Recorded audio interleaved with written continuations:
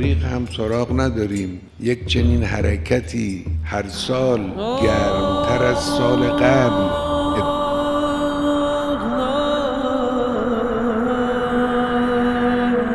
شما با زائران حسینی چیزهایی است که نظیر ندارد.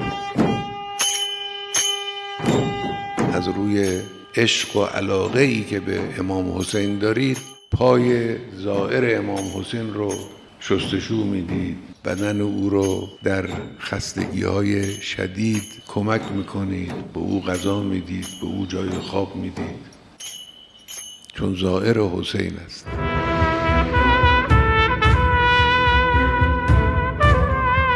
عشق به حسین ابن علی یک امر استثنایی است.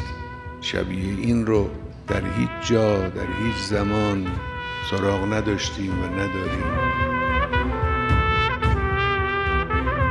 این حرکت حسینی در گسترش معرفت به امام حسین علیه السلام نقش دارد. دنیای دچار ظلم و فساد و دناعت و لعامت محتاج معرفت آزادگی حسینی و حریت حسینی.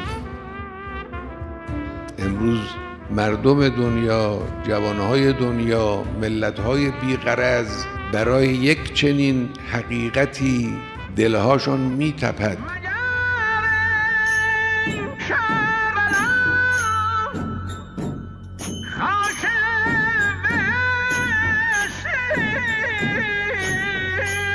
این خون حسین ابن علی است که دارد می جوشد. بعد از 1400 سال روز به روز تازه تر می شود، زنده تر می شود. این همون پیام عاشوراست که از حلقوم ابا عبدالله و حلقوم زینب کبری سلام الله علیهما در نهایت غربت و تنهایی صادر شد. امروز فضای عالم رو فرا گرفته است و فرا میگیرد. این یک آیت عظمایی است که خدای متعال داره نشان میده. اربعین جهانی شد و جهانی تر هم خواهد شد.